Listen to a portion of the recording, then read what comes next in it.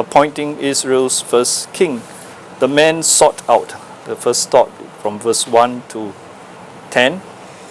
Samuel had promised Israel from God that they should have a king. And Matthew Henry observed well, he says, it is strange that the next news is not of candidates setting up for the government, making an interest in the people or recommending themselves to Samuel or by him to God to put in nomination.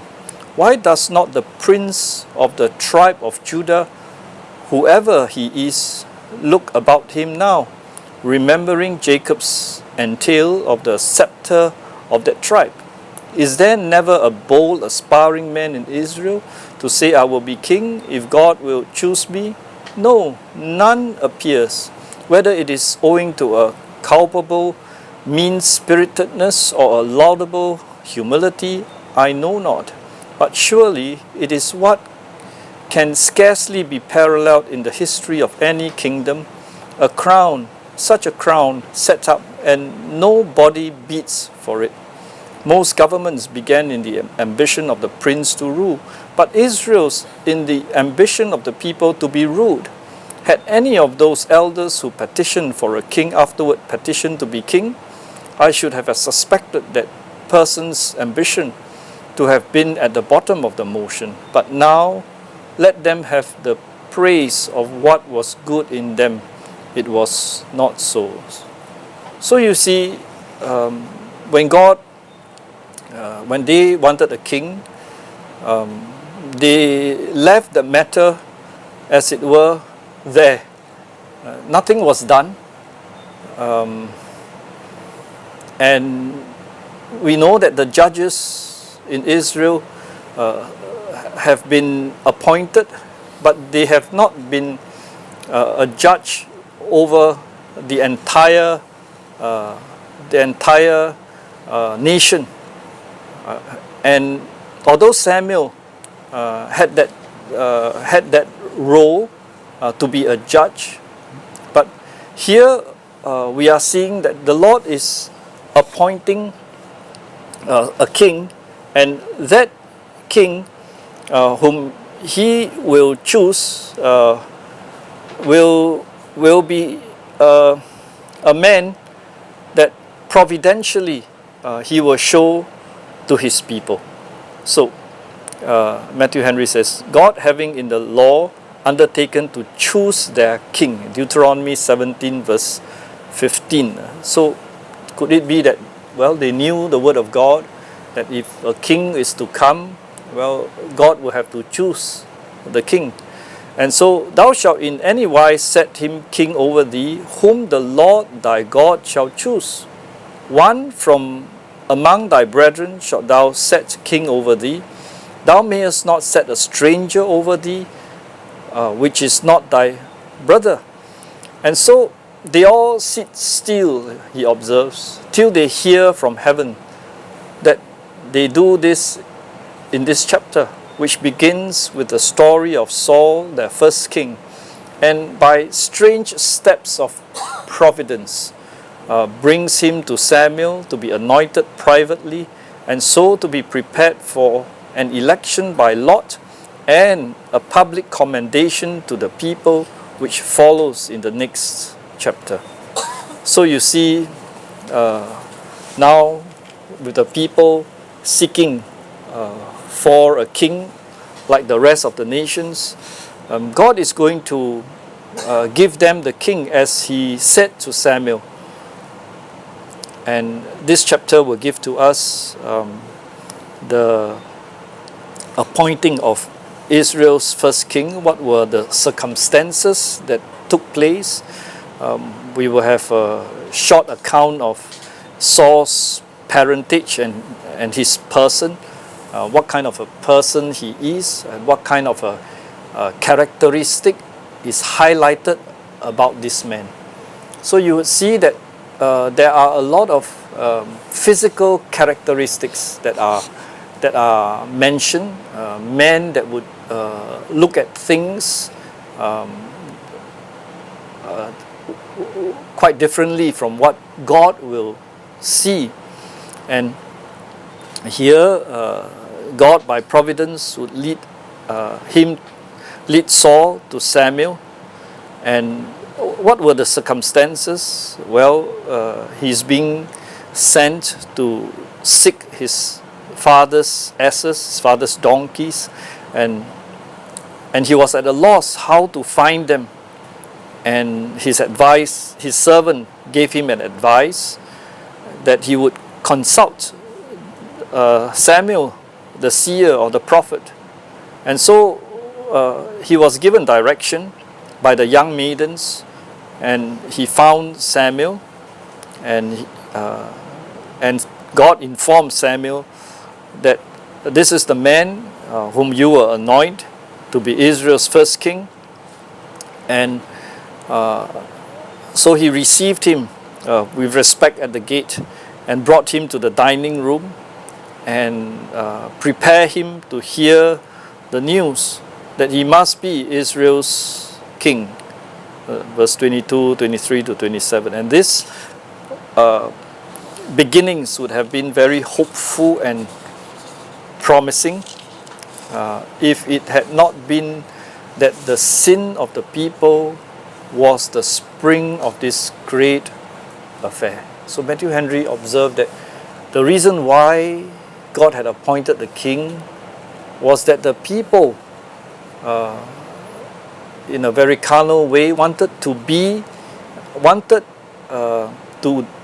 a king like the rest of the nations.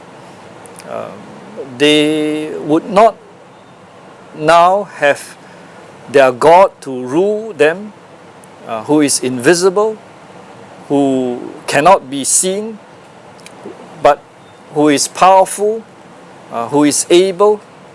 They wanted to see in order to believe. You know, you have some people who tell you that you show me evidence, then I will believe you. Where is the evidence? Well, if you go to the Bible, Jesus is the evidence, isn't it? Jesus came, He is the Son of God, and then He died, and He rose again from the dead. And that's the evidence that God gives to us to show us the truth of the gospel, of the spiritual insight that is needed for this life, that is beyond the physical. This chapter gives an account of Saul, the person the Lord had appointed to be king of Israel. It relates his descent and describes his person. How, seeking his father's heirs which were lost, he providentially came to the place where Samuel dwelt. So we are going through the flow of the chapter to help us to see the picture. And he's being advised by his servant, and approving of his advice, he concluded to go to find Samuel and to inquire the way he should go. And he was being directed by some of the young maidens, and finally he found Samuel in the street going to a feast. And Samuel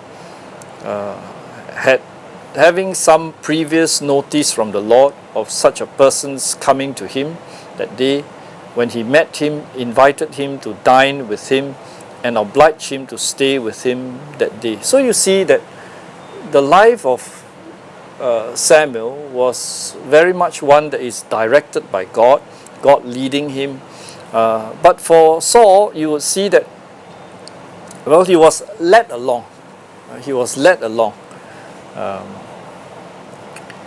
And you would also notice that a lot of it is this, that if you look at a spiritual man, the spiritual man has spiritual characteristics. What is that?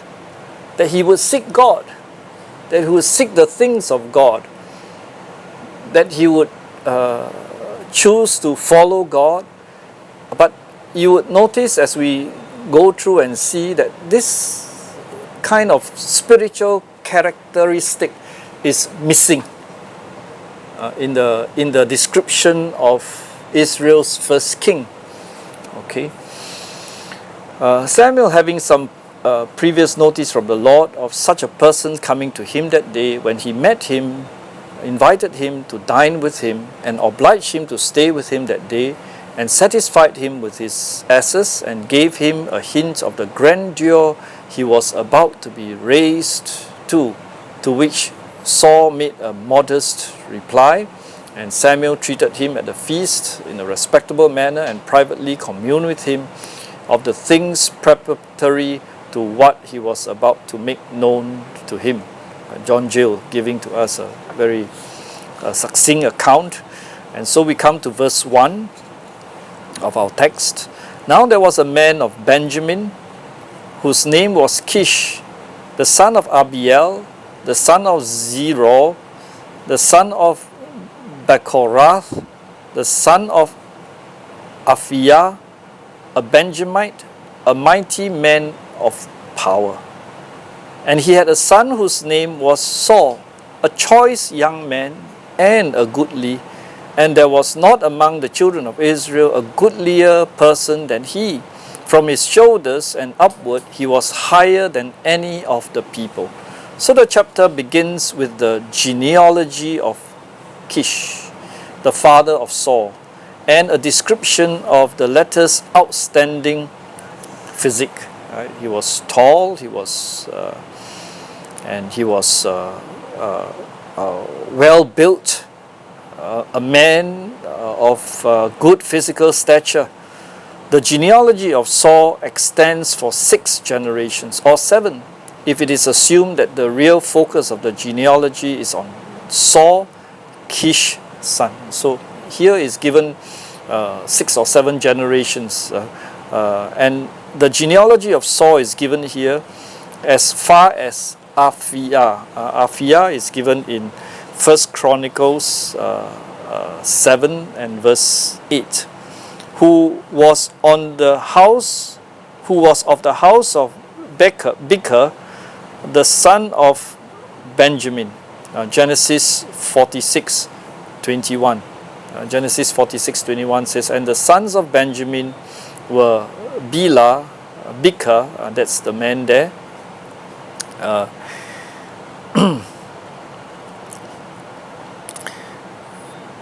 Kish was the son of Ner, 1 Chronicles 9 verse 35 to 39. 1 Chronicles 9 verse 35 to 39. And in Gibeon dwelt the father of Gibeon, Jehiel, whose wife's name was Maacah, and his firstborn was Abdon, then Zer and Kish and Baal and Ner and Nadab. And they dwelt with their brethren in Jerusalem over against their brethren. And Ner begat Kish, verse 39 says, and Kish begat Saul, and Saul begat Jonathan. So this is the lineage that is described there. 1 Samuel 14 verse 51. He was the son of Ner, the son of Jehiel or Abiel, that is given here in 1 Samuel 15:41. Kish was the father of Saul, and Ner, the father of Abner, was the son of Abiel. So Abner is another character that will come out later on. He's a general in Saul's army. Okay, and he was also a man that later on would come to David, and his general, who was jealous, by the name of Joab, killed Abner. So a little bit of the later history, and so here we see the first settler, the father at Gibeon or Gibeah of Saul, who married Maacah, a daughter or granddaughter of Caleb. Right? So that's the link there. If so, it is obvious that the names of several generations are omitted between Kish and Abiel, and among them that from which the family of Matri. Matri is 1 Samuel 10 verse 21. And when they had caused the tribe of Benjamin to come near by their families, the family of Matri was taken. Later on, when they wanted to identify the king, they had to single out from the tribe to the family, from the family to the individual. Right? So from the family of Matri was taken, and Saul the son of Kish was taken, and when they sought him, they could not find him. So the focus now shifts from Samuel to Saul. God's choice of Israel's king. So up to chapter 8, we have been looking at the judgeship of Samuel, and at the beginning of chapter 8 we saw that Samuel was old and that his sons were not righteous, and so the people said, what to do? Now you are old, who is going to judge Israel? And they demanded from the Lord the king, and that was when he began to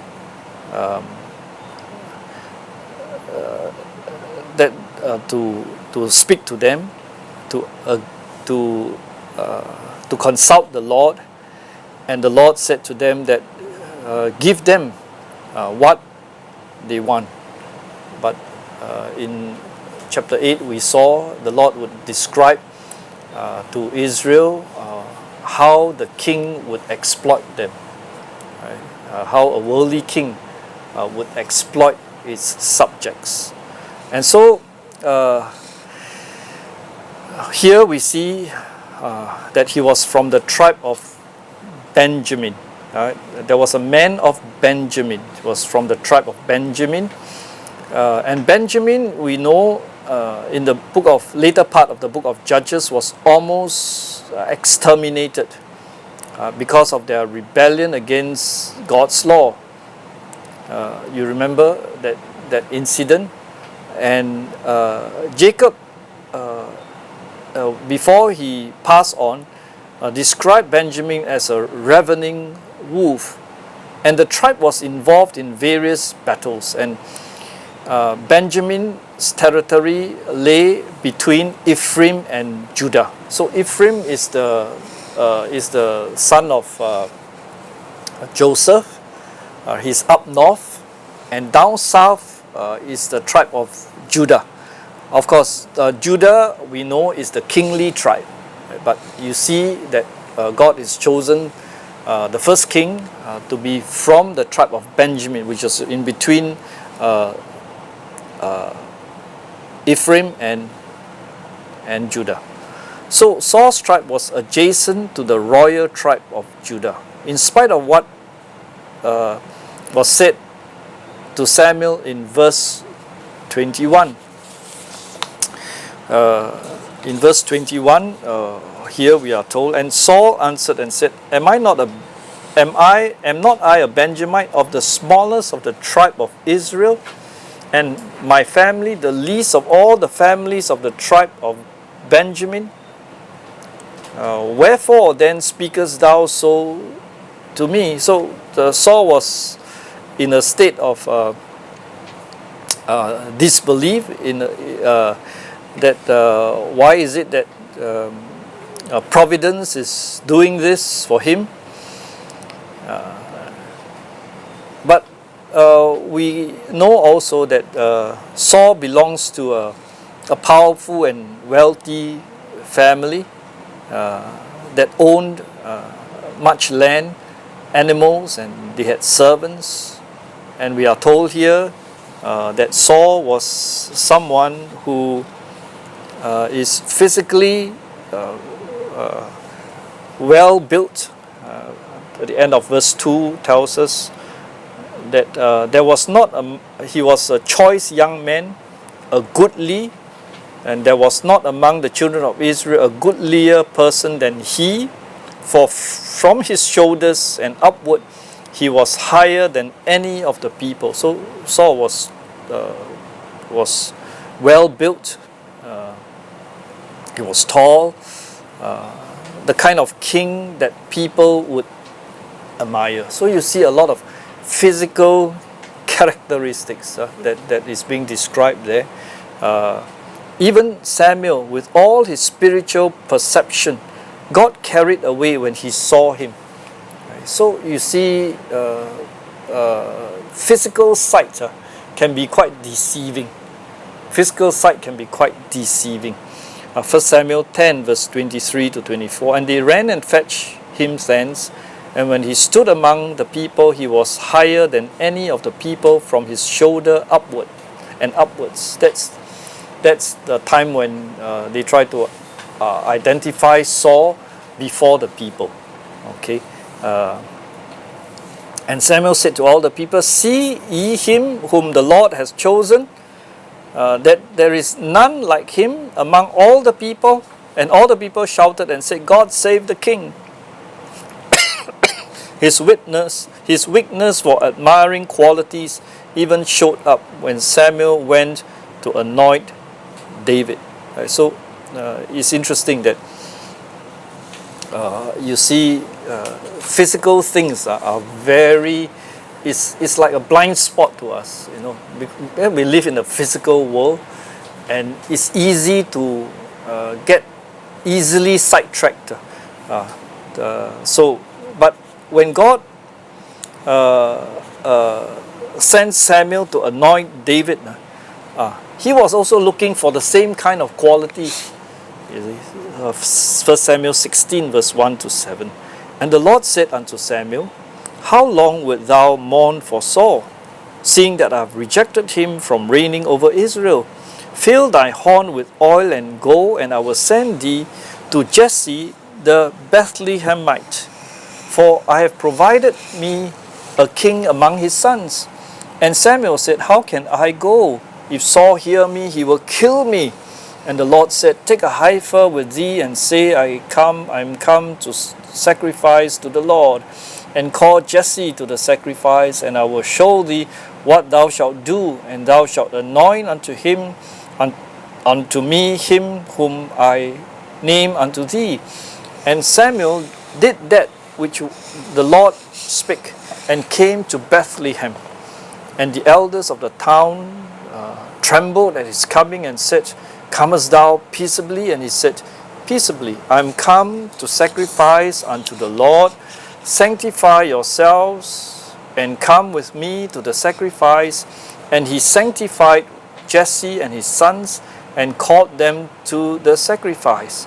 And it came to pass, when they were come, that he looked on Eliab and said, surely the Lord's anointed is before him. So Samuel had that impression too, right? That this must be the man, because Eliab was like Saul, physically well built, and said, surely the Lord's anointed is before him.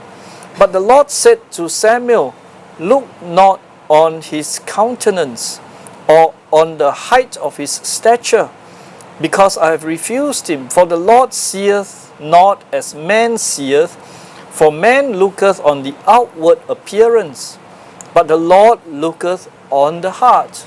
So this is something that you would see a contrast in the life of Saul. So we say that, you know, spiritual characteristics must be evident in the life of a person, and the person himself has to show forth that spiritual character, right? And you see that it seemed like for Saul there was something that was missing. So as we develop and we see, we will be able to help us to better grasp what is before us. So Saul was of the tribe of Benjamin.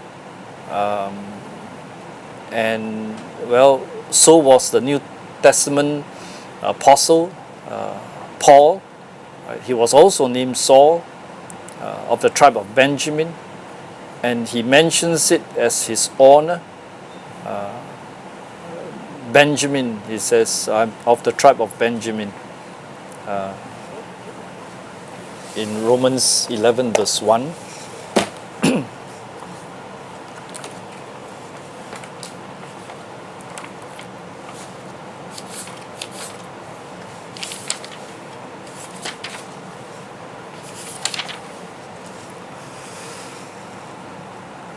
Paul says, I say then, have God cast away his people? For God forbid. For I also am an Israelite of the seed of Abraham, of the tribe of Benjamin. And Philippians 3 verse 5.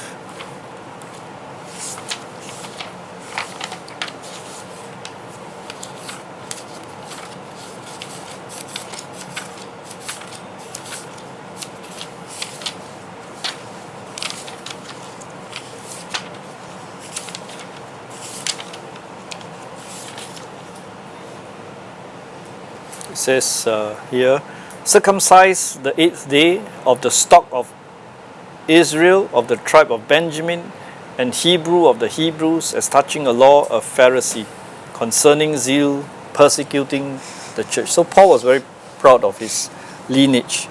That tribe had been reduced to a very small number by the fatal war with Gibeah, and much ado there was to provide wives for those 600 men. You remember in Judges 19 and 20, all the Benjamite, the men were very, cruel, or they were very, they were very evil, and so the Lord used the tribes, and they came and they eliminated most of the evil men. But in that process, they also killed all the wives and the children. So there was, the tribe was reduced to 600 men who flee to a certain place to hide themselves, and that was just some of the background. Okay. So what a good figure Saul made. No mention he is here made of his wisdom or virtue, his learning or piety, or any of the accomplishments of his mind, but that he was tall, proper, handsome, and had a good face, a good shape, a good presence, graceful and well proportioned. Among all the children of Israel, there was not a goodlier person than he. And if nature had marked him for the preeminence and superiority, he was taller by the head and shoulders than any of the people, a fitter to be a match for the giants of Gath, the champions of the Philistines. When God chose a king after his own heart, he pitched upon one that was not at all remarkable for the height of his stature, nor anything in his countenance, but the innocence and sweetness that appeared there. 1 Samuel 16, verse 7 and 12. Just help us to see.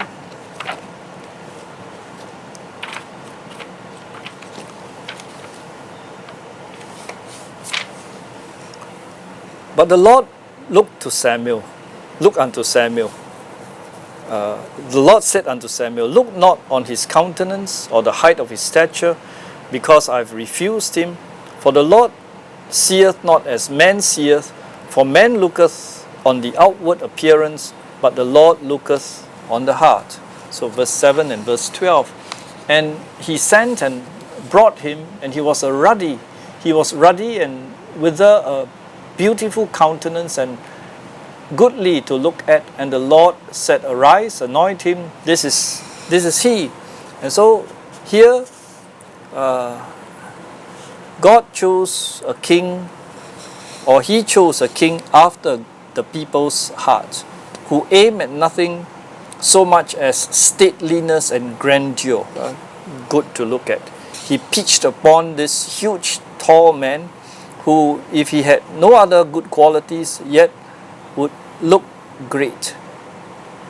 It does not appear that he excelled in strength so much as he did in stature, as Samson did, and him they slighted and bound and betrayed into the hands of the Philistines. Justly, therefore, they now put off with one who, though of uncommon height, is weak as other men. They would have a king like the nations, and the nations commonly chose portly men for their kings. So this is what they wanted, and this is what the Lord would give them according to their asking. Sometimes God allow us, to have what we want, but it's not good for us. And you would be able to see that this provides us lessons, isn't it? That if we insist we want to go our own way, God allows us to go our own way. And then that's where you see the Lord working out to show us what it is later on. Verse 3. And the asses of Kish, Saul's father, were lost. And Kish said to Saul his son, Take now one of the servants with thee, and arise and go seek the asses. And he passed through the Mount Ephraim and passed through the land of Shalisha, but they found them not. And then they passed through the land of Shalim, and there they were not. And he passed through the land of the Benjamites, but they found them not. And when they were come to the land of Zuz, Saul said to his servant that was with him, Come and let us return, lest my father leave caring for the asses and take thought for us. So Saul was obedient to his father and concerned about his father's feelings, and he was persistent in wanting to obey his father's will, to invest all his time and energy looking for the lost animals. Well, Walesby observed that he's not a quitter. He went all the way to find, to obey the father's instruction. And there was a certain amount of modesty also is seen in Saul, but no indication. There was not any indication of spiritual life. So that's something that we need to consider and think. And so, verse 21, Am I not a Benjamite of the smallest tribe of Israel, my family the least? So there was a modesty in Saul. And 1 Samuel 10, verse 14 to 16. And Saul's uncle said unto him and to his servant, Whither went ye? And he said, To seek the asses. And when we saw that they were nowhere, we came to Samuel. And Saul's uncle said, Tell me, I pray thee, what Samuel said unto you. And Saul said unto his uncle, He told us plainly that the asses were found, but the matter of the kingdom whereof Samuel spoke, he told him not. So here you see there was something wrong. Right? There we're going to observe a little bit more later on. The length of the pericope offers a positive assessment of Saul's rise to kingship. Saul, who hailed from a wealthy family and was of outstanding physical characteristic, was asked by his father to seek the family's heirs, which had been lost. Verse 6. And he said unto him, Behold now, there is in this city a man of God, and he is an honorable man, and all that he hath cometh surely to pass. Now let us go hither, peradventure he will show us our way that we should go. Then said Saul to his servant, But behold, if we go, what shall we bring to the men? And the bread, for the bread is spent in our vessel, and there is not a present to bring to the men of God. What have we? And verse 8, the servant answered Saul again and said, Behold, I have here at the hand At hand 4 part of a shekel of silver that I will give to the men of God to tell us our way. So when the search turned out to be futile, they couldn't find the asses.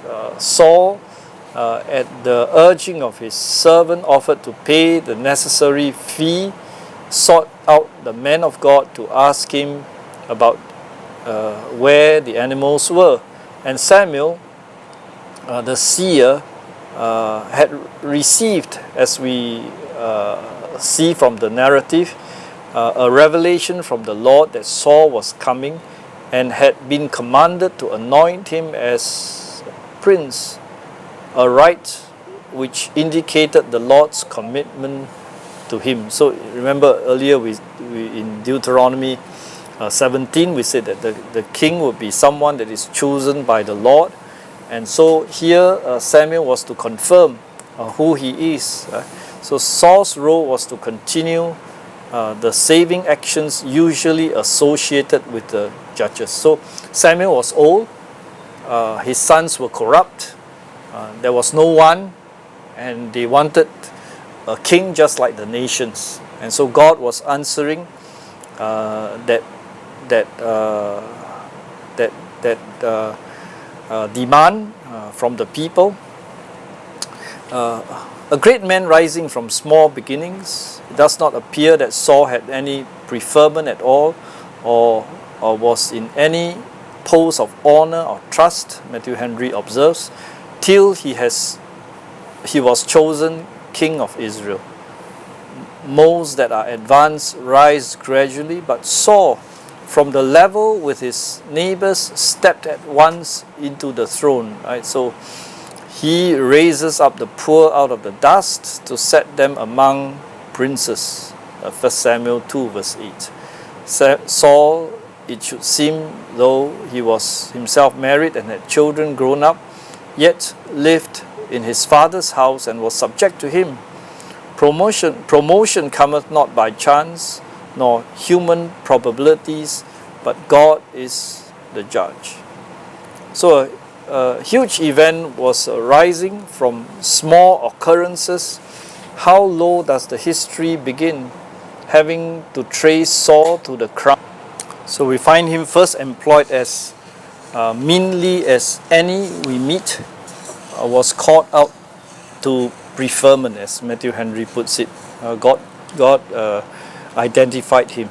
Saul's father sends him with one of his servants to seek the asses that were lost, and it may be that they had no way then to give public notice of such a number of asses strayed or stolen out of the grounds of Kish the Benjamite. A very good law they had to oblige men to bring back an ox or an ass that went astray, but it is to be feared that was, as other good laws, neglected and forgotten. So in Israel, if you find a stray ass, the law of God is that you have to have the responsibility to go and help find the owner of it. So you don't just leave it there. But Israel is in such a state where everyone is doing things in their own eyes. So anything that was lost, probably someone would have taken it, or it was. There was no. It was a lawless state in Israel at that time. Okay, so Saul had to go and look for the father's asses. His taking care of the asses is to be ascribed not so much to the humility of his spirit as to the plainness and simplicity of those times. But his obedience to his father in it was very commendable. Seest thou a man diligent in his business and dutiful to his superiors, willing to stoop and willing to take pains? He does as Saul stand fair for preferment. The servant of Kish would be faithful only as a servant, but Saul as a son in his own business. Therefore he was sent with him. Saul and his servants travelled far in quest of the asses, but in vain. They found them not. He missed what he sought, but had no reason to complain of the disappointment, for he met with the kingdom which he never dreamed of. So you see that providence has it that his life is going to change from that day onwards. When he could not find them, he determined to return to his father in consideration of his father's tender concern for him, being apprehensive if they stayed out any longer, his aged father would begin to fear, as Jacob concerning Joseph, that an evil beast had devoured them, or some mischief had fallen upon them. And so he will leave caring of the asses as much as he was in care of them, and will take thought for us. Children should take care that they do nothing to grieve or to frighten their parents, but be tender of their tenderness. So Matthew Henry closes this portion with this thought. We shall continue. We shall continue the next time.